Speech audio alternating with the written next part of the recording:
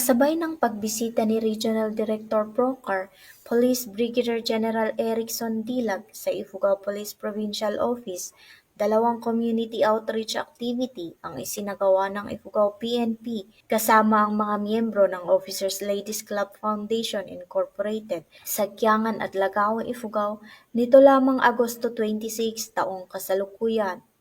Ang aktibidad ay pinangunahan ni Dr. Lilibet Dilag, advisor ng PNP Officers Ladies Club Foundation Incorporated ng Police Regional Office Cordillera Administrative Region, kasama ang OLCFI Ifugao Chapter sa pangunguna ni Ginang Rose Marites Apil Oyawon, katuwang ang mga tauhan ng Ifugao Police Provincial Office sa pangunguna ni Police Lieutenant Jennifer Bagidudol, Chief PIO.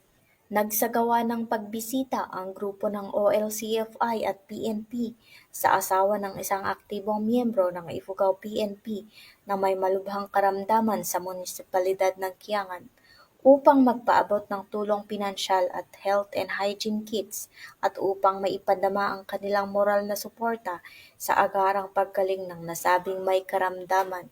Ang pagbisita ay sumasalamin sa taus-pusong pagpapahayag ng malasakit at pagpapahalaga para sa mga sakripisyo at walang humpay na serbisyong ipinamalas ng mga miyembro ng pulisya at kanilang mga pamilya.